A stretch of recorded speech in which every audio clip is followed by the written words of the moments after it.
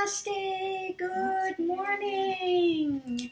I'm way back now. Yeah, that's fine. You can sit back or whatever's comfortable.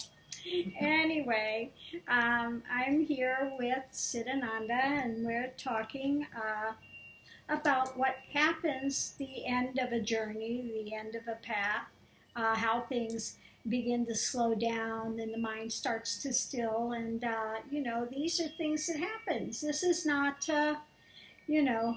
it's not liberation. If you're a happy camper, that's not liberation. We're talking about genuine moksha. What happens when one has been on a genuine kundalini path, and what happens along the journey. You have all the kriyas that take place, the visions, the lights, all of these things that happen. So for those, if we have any of the little Nityananda followers that are in listening and they want to know what authority do I have to speak, I did a genuine kundalini journey from start to finish. Ended in realization in 1999. Okay, the genuine blowing out and stilling of mind, and Advaita, that one's consciousness goes into and remains in the rest of your life. Okay, you remain in Advaita consciousness. Is a total shift. You go through the blowing out. Okay, Nibbana. You've entered Nibbana. Okay, so anyway. So Siddhananda's here. She's at the very tail end of her journey. And we were speaking to things that take place, what happens with that. Such a stilling. And she's in the process now of this stilling, where you can be speaking and can barely get a sentence out. If you stop midway in the sentence, and you don't complete it, it can all just fall away into the ethers. Maybe you get one word out and the whole thing deconstructs and falls away.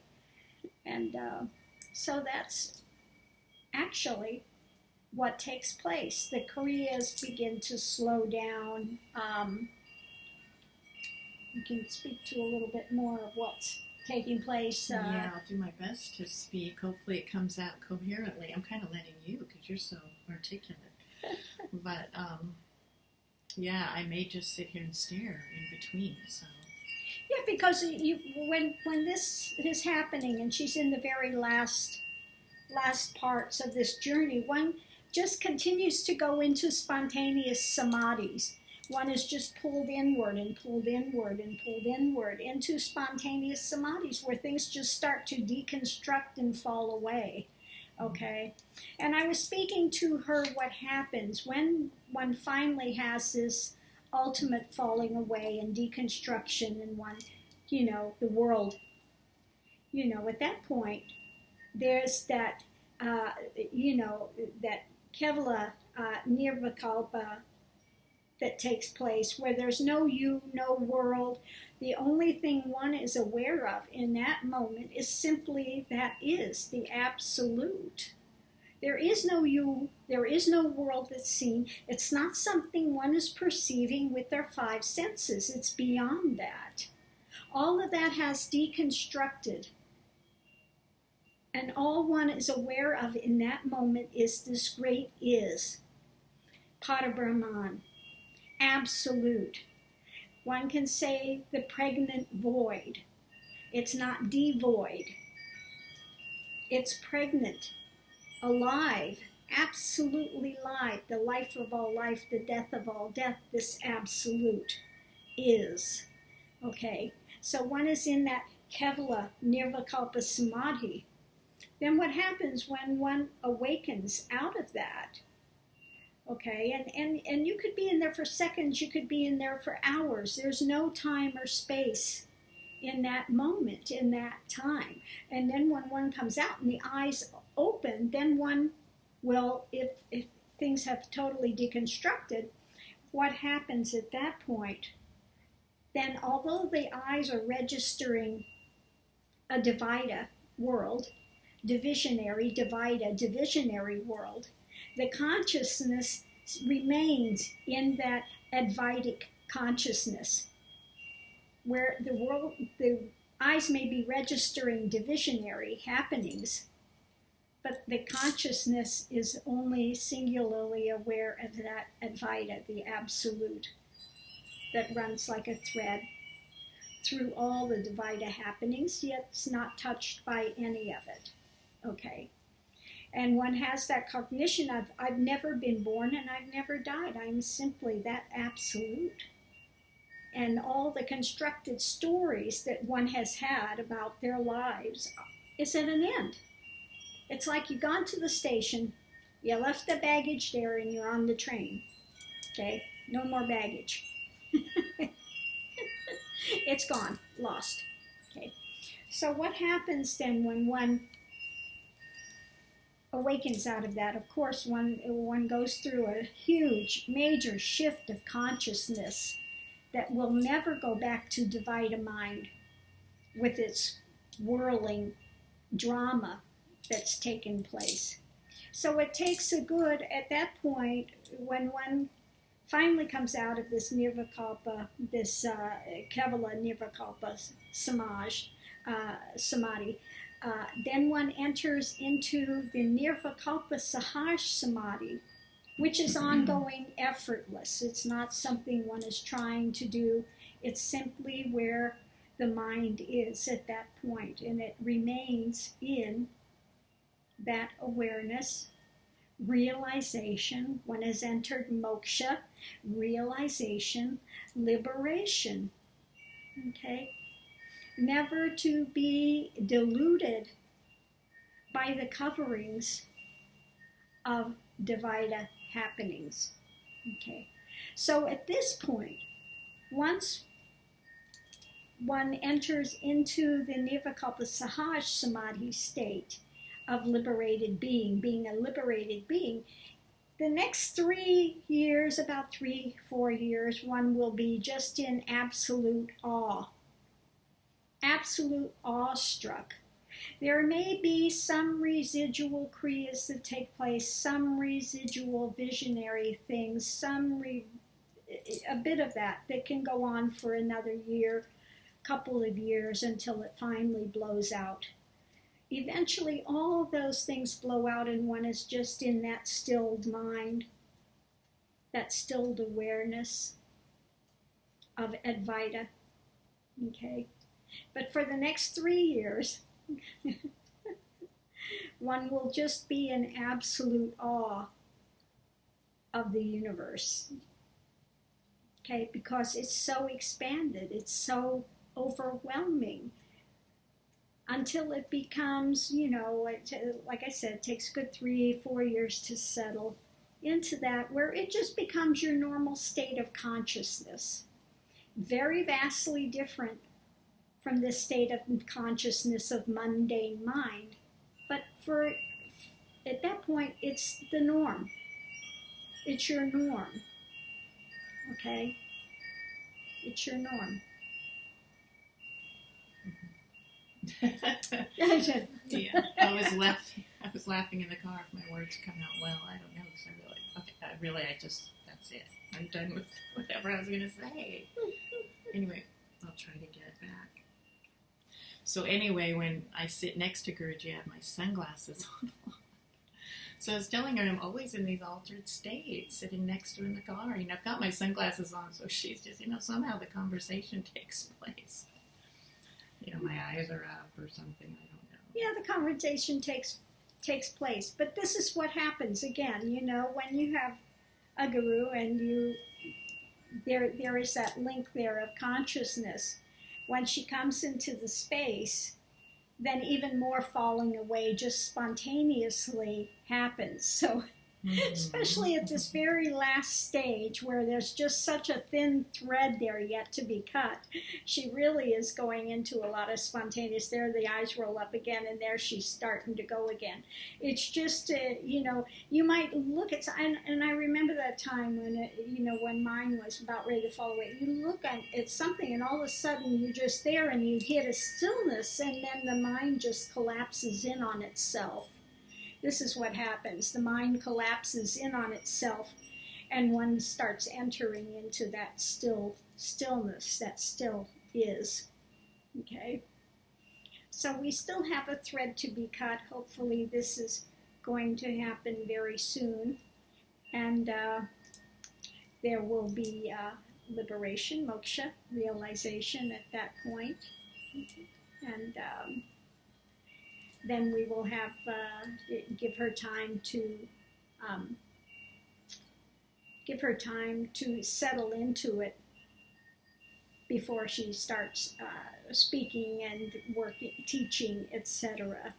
Want to give her time to stabilize into that, because I did not get to have that time to. I had begun speaking. My guru sent me to start speaking right when it fell away in 1999. But I want to give her time to, because I understand how important it is to be able to be stabilized and to just have that time within yourself to sit.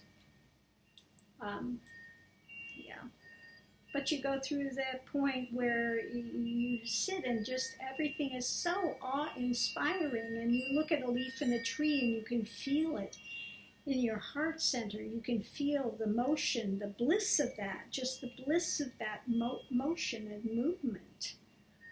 Okay, you are one with that. You are, this is beyond that state of oneness that one feels. Oneness can happen early on in the journey where one is in that type of a state, and it's very blissful. Oneness is very overwhelming in the beginning, but it's nothing compared to what is that absolute reality of Advaita that takes place at the end of the journey. Okay.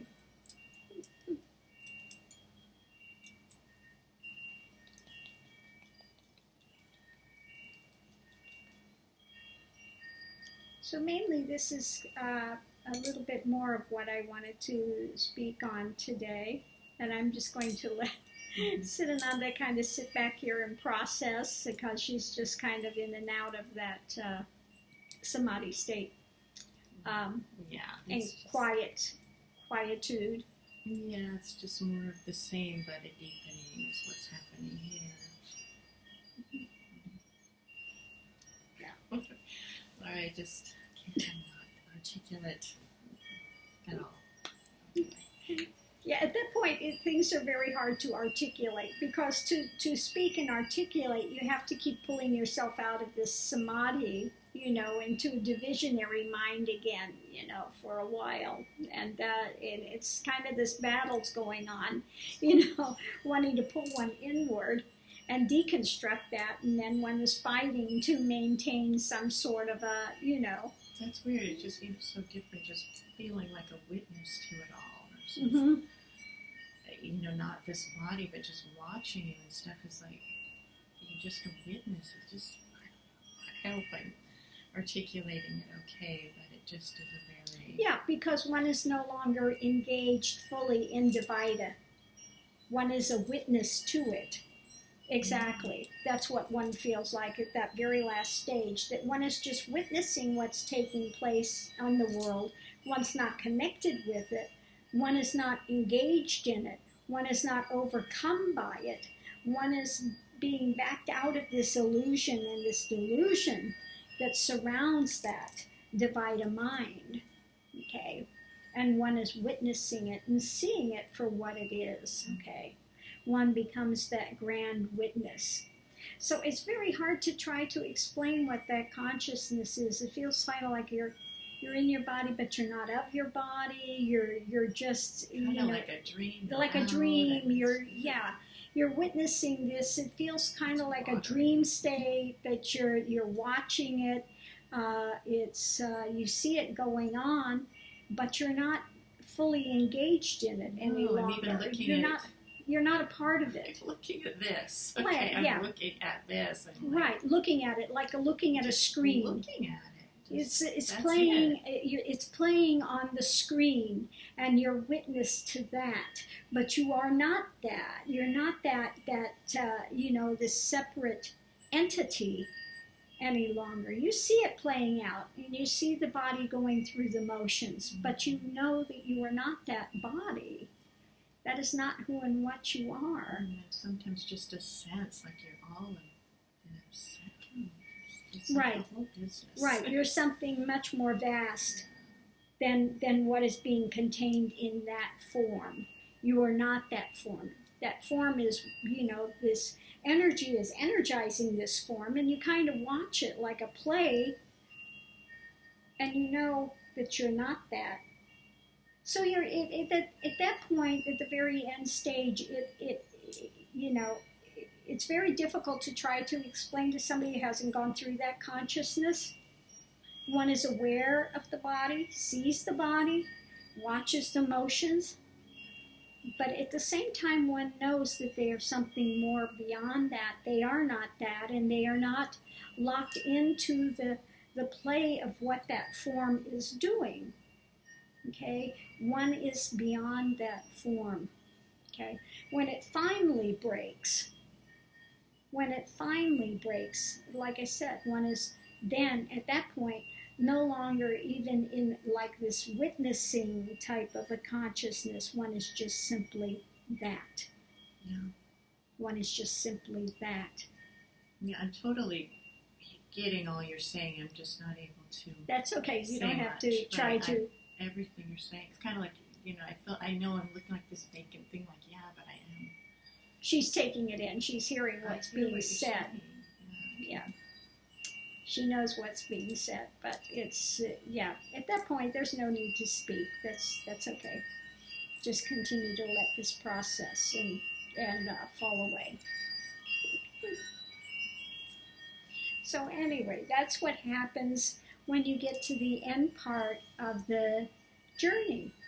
You're drawn more and more into that internal silence, into the mind that starts stilling and stilling.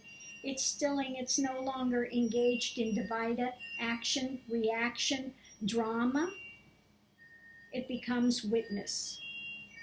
It's like there's a wall between you and the happenings in divida world. You can see it, but you're not having to be fully engaged in it, not fully a part of it, not taken in by it, not lost in the illusion of it, thinking that you are some separate entity.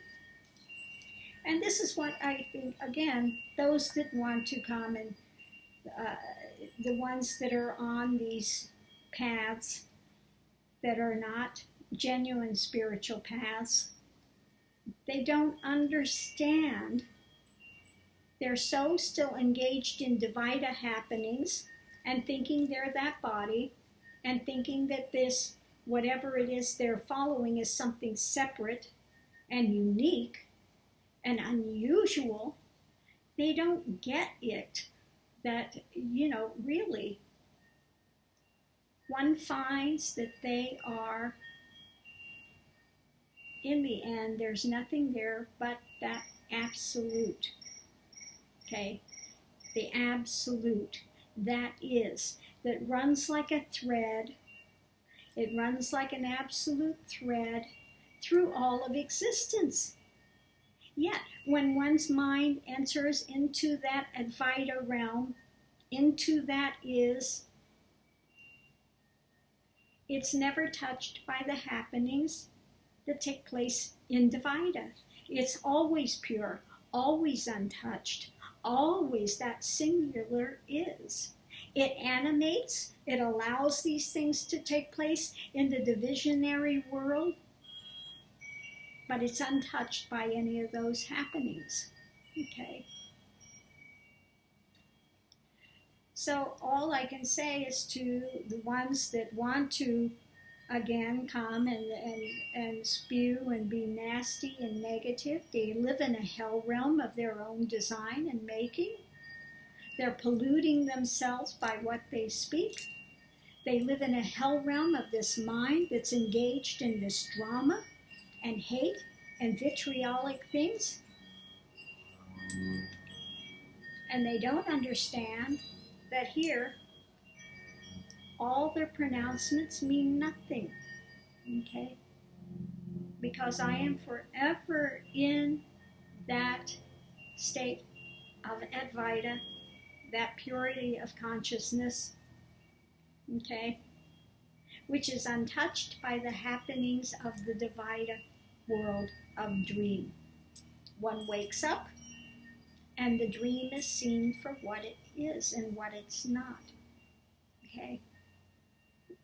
That's liberation, okay? That is liberation. It's not being happy in a moment. That's not liberation, okay? That's a moment that one is not stuck in the ego-centric drama if they get a moment of happiness, okay? But true liberation is in that mind that's absolute stilled, that's aware of the happenings, yet not taken in by them, not confused. There is no death, okay? Death happens to a form, but we are not this form. This form is just simply something that allows these actions to take place in the Dvaita realm, okay?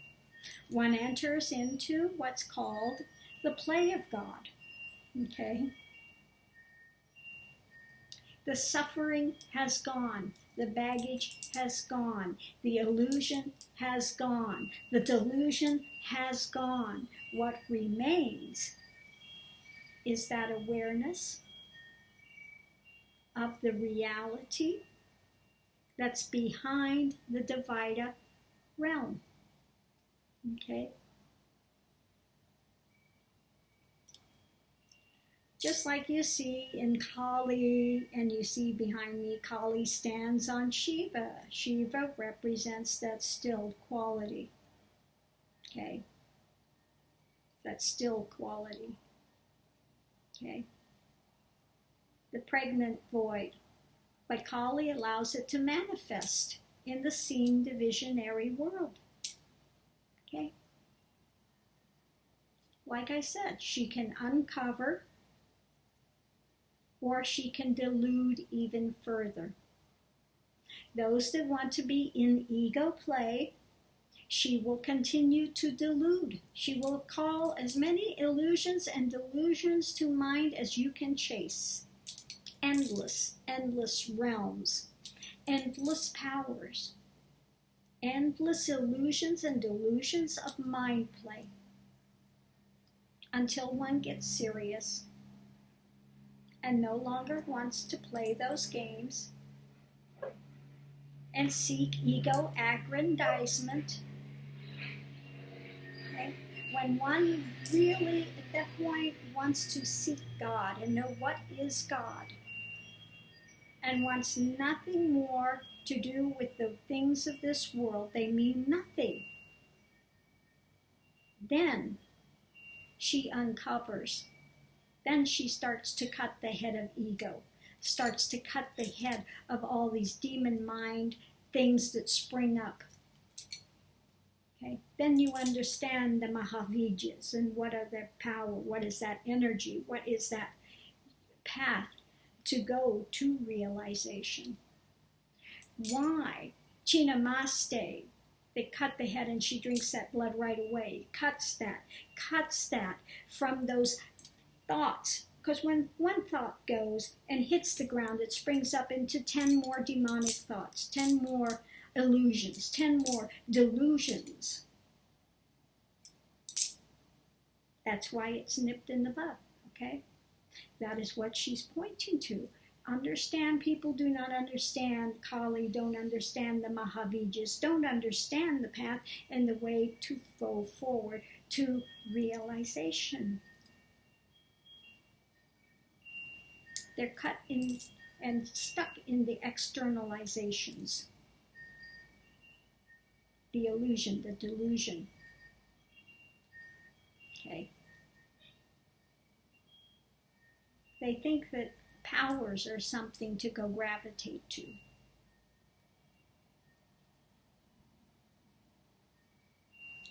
In moksha, in liberation, there is no ego that seeks powers. The ego has deconstructed into simply that is. It takes quite a while when everything fell away and deconstructed here to be able to use the term I.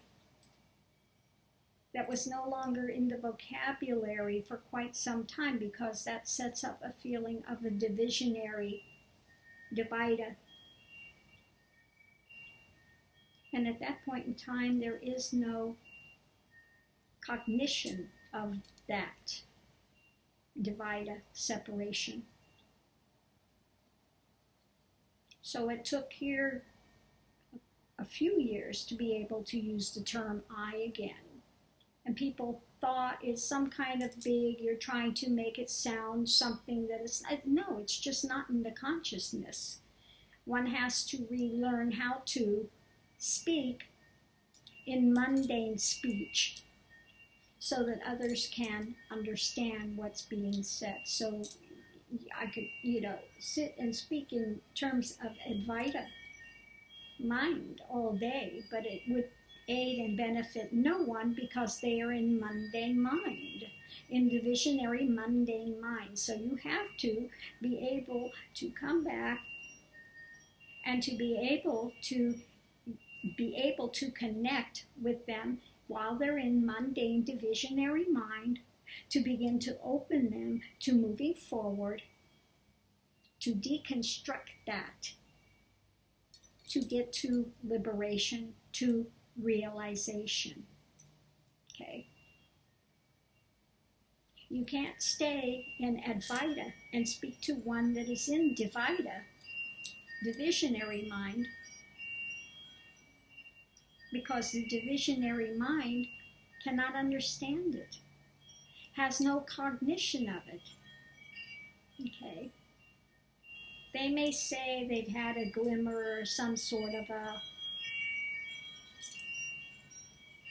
something, but it's never that. Okay? One doesn't understand Advaita until it all deconstructs. Oneness is not Advaita. Oneness is sort of like one, sort of like that, but it's still indivisionary. Okay? Understand oneness sort of like it. Because actually God is not one. God is the zero. Can never be divided. Can never, ever, ever, ever be divided. Okay? That's why we call it the illusion of Dvaita. Okay? That play of consciousness. Okay? That's why we manifest these type of corporeal forms, to engage in that play of the seeming divisionary. Okay, that is why we have manifest the forms, for the seeming play of divisionary. Okay, to explore that. But in the end, when all deconstructs into that, there is that singular is. This is why it's shaped like the linga, the oval, the zero, the pregnant void, that which is unmanifest, but that which has the potential for everything that will ever come into existence. Okay? But ones in the Advaita mind are in that primordial is. Okay? Doesn't mean that you can't think because the mind is still. Anything that will ever come into existence is in that is. Okay? One is at that point in spontaneity. Spontaneity. Okay? We act, we appear to act. Okay? You cannot tell one that is in realization from one that is not by looking at the outer form. Okay? They may be engaging in the world, they may not be engaging in the world.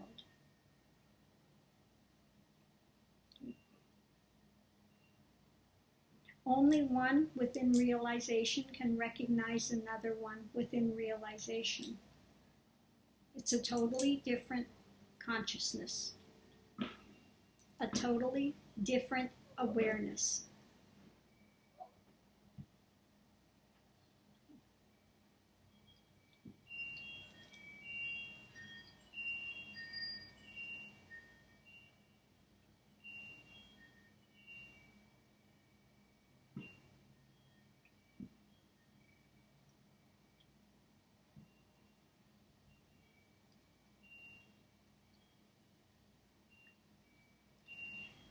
And for some of us that enter into that moksha and that liberation, want to see others gain liberation. Okay? In one sense, one is always liberated because that undercovering is liberation. But one has covered it over, taken on the mind, the mundane mind, believe the stories, get caught up in the soap opera of your own making, enter hell realms, create hell realms, stay in hell realms because of your own mental spins, because of the emotional ties you have to that, which make it all seem so real. But these are hell realms of your own construction. Okay? Divisionary mind, mundane mind, and the more you keep it cranked up, and the more you chase after book knowledge, the more you chase after powers, the more you chase after the mundane things, okay? The more you stay externalized between you and other, in that divisionary experience, the more you keep yourself in bondage. The bondage of your own creation, your own sustaining. Okay? And this is why there are some of us that become teachers, become gurus, that have done the journey, lifetimes, not a single lifetime, it takes many lifetimes to get rid of all the coverings and then to bring that journey, to put together practices, to put together methodologies, to aid humanity to go forward so that they too may enter liberation. And why? Some of us will not sit back and allow those ones that want to use and abuse spirituality to make a business out of it, to con people and enslave them. Why? We will speak out and will not be deterred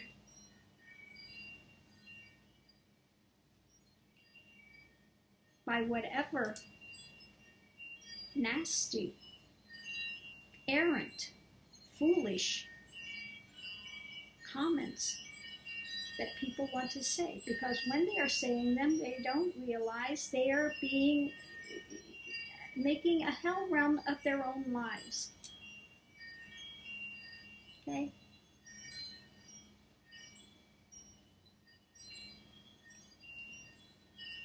They may believe the crap they're saying, but when one has entered that stillness, the lies have been uncovered, delusion's been uncovered, it's no longer there. So what illusion and drama are you going to throw that's going to affect? It only affects the deluded divisional mind. Advaita mind, okay, has no play here. Just hasn't.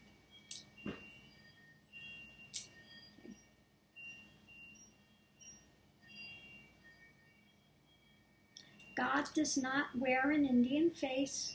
India does not own God, does not own wisdom.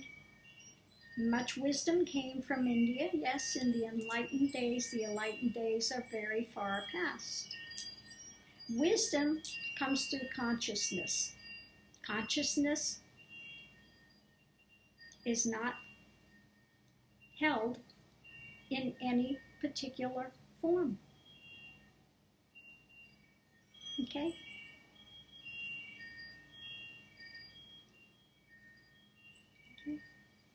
We have all spent many lifetimes, many forms. Many times I lived in India, many times I lived in Tibet, many times I have lived in many forms, male forms, female forms, many, many, many, many lifetimes. Okay?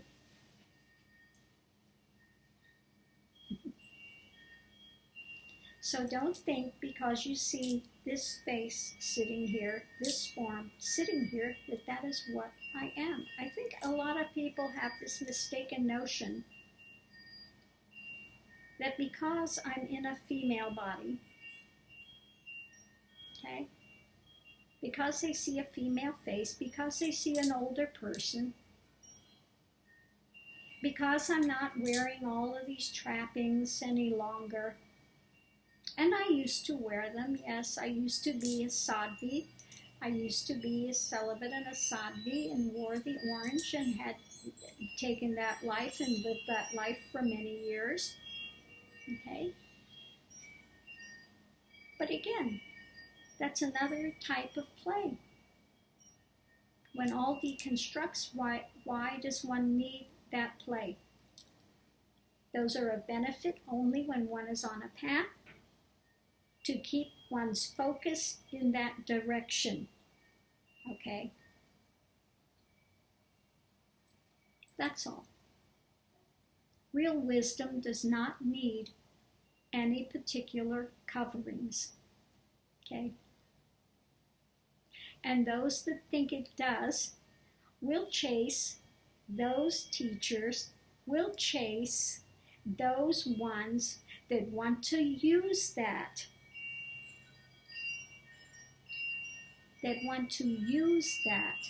to draw people in.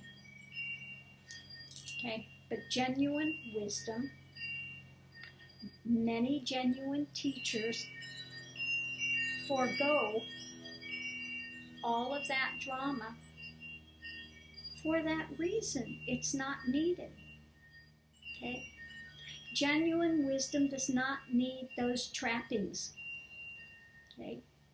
Just as religion, true spirituality has no dogma attached. When it gets dogma attached, then it becomes a religion with many do's and don'ts and ideations put forward by men that want to control. Okay? But true spirituality does not need that control. They are not setting up. True spirituality does not set up a divisionary experience, a divisionary mindset. True spirituality wants to see mankind come together because all of mankind has the same spark of God life within them. The divisionary happens because of Dvaita mind and ego and drama. Okay? Ego, drama, religiosity need to end. Okay? I don't care if it's Hinduism, I don't care if it's Christianity, I don't care if it's being a Muslim, I don't care. We need to get back to spirituality and understand where all of them spring forward from come back to the source and get rid of all the trivial branches that have become polluted. Okay? Time to get rid of the pollution. Let this year mankind start to come together and understand true spirituality, true wisdom, true knowledge. Okay? That knowledge is for all of mankind equally. Okay? Get rid of all the isms. Okay? Get rid of all those divisionary dramas that want to separate and say this one's higher, this one's lower. This one's against this one. It's time for that to end. It is time for all of that to be done away with. It's time for mankind to either turn around or self-destruct because of all the ego aggrandizement that has been placed and covered up true spirituality with dogma, division, hatred, platforms of higher, lower, better, lesser. Time for all of that to end. Okay. Time to stop putting con men on gold thrones, letting them enslave minds, ruin people's lives, steal all the money they've worked for, separate them from families, continue to feed their people with hate-filled, vitriolic nonsense that are enslaving them and enslaving their minds and keeping them on a treadmill of unhappiness and illusion and delusion. Rather than going closer to becoming liberated, they become more and more enslaved and do not see what is taking place. Okay. I want to see the liberation of humanity. To come back to the pure spirituality, pure wisdom, pure knowledge, aiding one another, caring for one another, bringing life, not death, bringing more abundant life. When I say abundant life, this does not necessarily mean more goods, more money, more of all these trappings. That does not make one happy in the end. As long as one has a place to live, you have enough food for your stomach, and you're happy within yourself, you're happy within your life, happy within your community, that is a blissful place to be. And that can take place for all of humanity if the top people would quit being so greedy.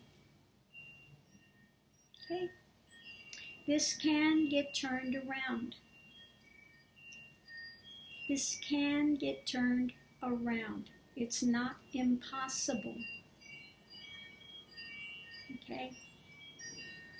Every religious persuasion says, whether it's Kali saying fear not, whether it's Christ that says fear not, the message is the same.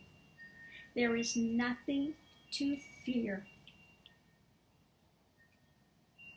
Okay? There is nothing to fear.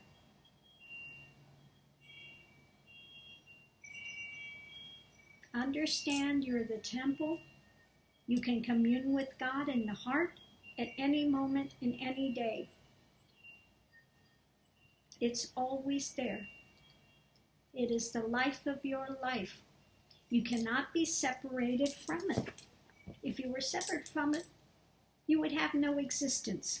The fact that you have existence means that God is there. That light is there. That spark is there. It may be covered up with a lot of mounds of garbage that you're going to have to pull away. It's not easy. It's not pleasant, but it can be done because it is always there, available, present in every moment of every day. Okay? You don't need to pay some fool thousands of dollars and give up your lives to being enslaved to find it. Okay? You can't buy God. You cannot buy God. God is not for sale. Illusions for sale, delusions for sale, hell realms are for sale. You can buy hell realms. Okay, those you can buy. But genuine spirituality is not for sale, never has been. Okay? We are here to give it gratis. We are here to give forward that light, the light beyond lights. Okay? It's available freely to any that are seeking it. If you want to know God, get serious within that and pray absolutely with every inch of fiber of your being in all sincerity to know God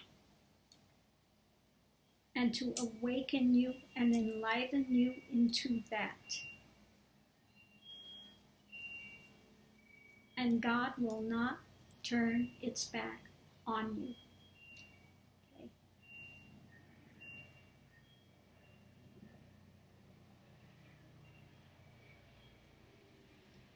So as you can see, Siddhananda's gone, again, going very deep into some samadhis. We'll let her just go ahead and continue to process. And hopefully, very soon, that last thread will snap, okay? And full moksha, liberation, will take place, okay? And the end of that illusion, the end of that delusion, the end of that divisionary mind will go, okay?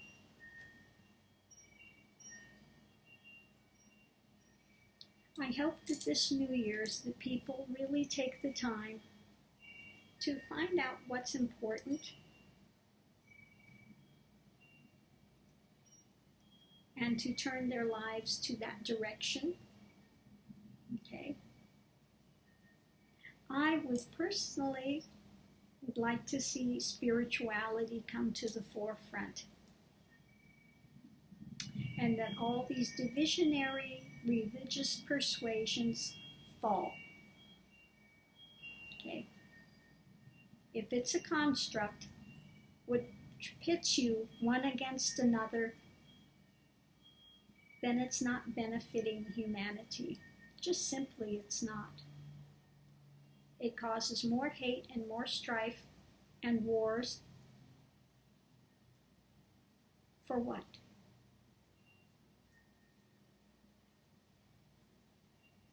For what?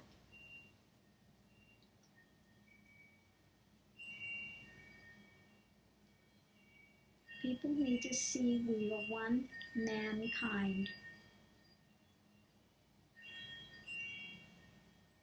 All people want the same things. They all want a good life for their children. They all want to have a place to live. They all want to have food in their stomach. They all want to be able to live a good life.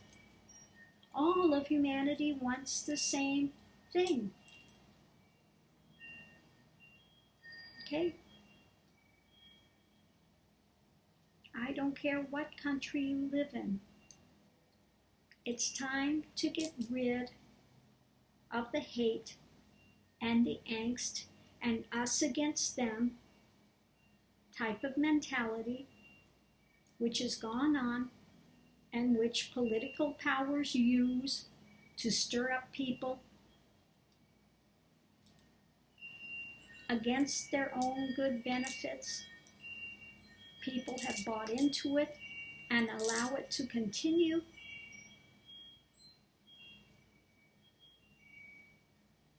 And for why?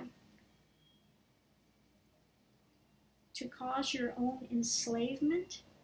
To continue to cause bondage on the earth for everyone? Is it worth it?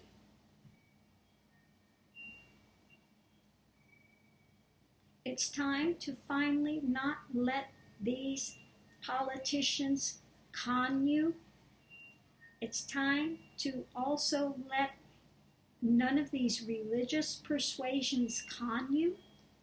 It's time to stand up for real spirituality, truth, and honesty.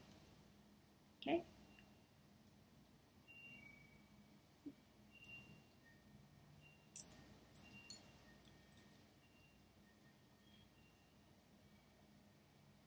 I don't care what religious persuasion it is. I keep getting this thing, you're against Hinduisms and gurus, and it's a Christian thing as well. You know, I've said it just as rapidly against Christianity, especially Catholicism. If you have a priest that's a pedophile, he needs to be excommunicated from the church immediately and not be allowed to be working around people ever again. Excommunicated.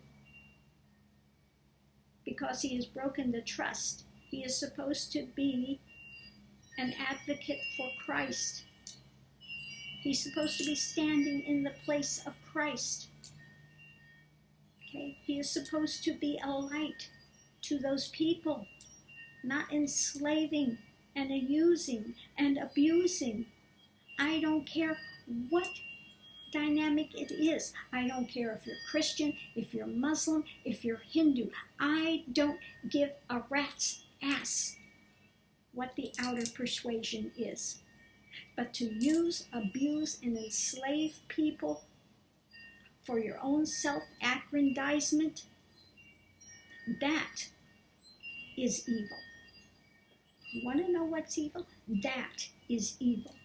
That's the ego caring for nobody but themselves and putting themselves on a throne and using and abusing people for their own perverted senses. And that needs to end. All of that needs to end.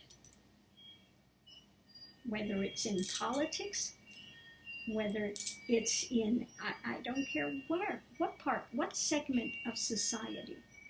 Whether it's religious or political, it doesn't matter. It's the same thing. There are a lot of very evil, misguided, egotistical people there that have absolutely no sense of right and wrong, which will abuse people, enslave them, and not care one iota that they're doing it. That's evil. That is evil. Okay?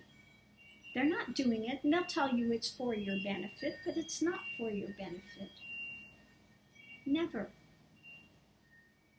And the longer you believe the lie, the longer you will be taken in and find nothing but hell realms, heartache, depression, and wonder why that is. Okay? People need to wake up and need to stand up and say no more. Okay? Don't be taken in by these charlatans. Don't be taken in by these madmen.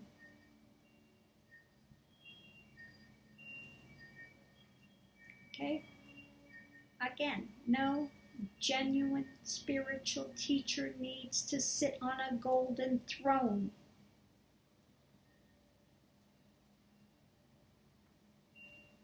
Yes, I speak against Nityananda, but any of them. There have been many. Sai Baba, for one. He's no longer on this planet, but was a pedophile, for God's sake. Sleight of hand magic, and people followed him. And he enslaved people, ruined people's lives. Absolutely ruined people's lives.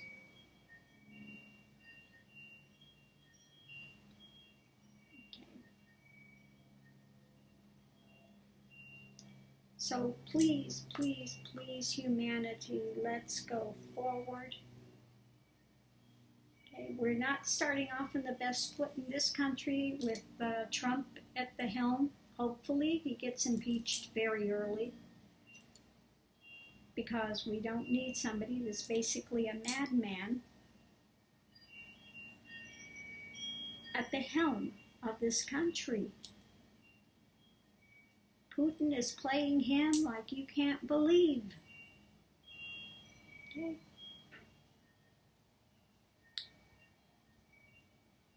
There's no respect for Putin, for Trump, for any of them want to use and abuse humanity for their own purposes. Okay, absolutely none. It's time for us to take the country back, the cities back, our lives back, and start to be an aid to humanity, to be a blessing to humanity rather than a curse. So I will leave that there for now. I hope that everyone has a wonderful holiday. And may this be one of the best years ever, although I know it's going to start out in a very difficult way. But we can turn it around. It is always possible, because within every darkness is a seed of light. Within all light is a seed of darkness. It's up to us to choose which one we will follow. Okay, I'll leave this here. Namaste.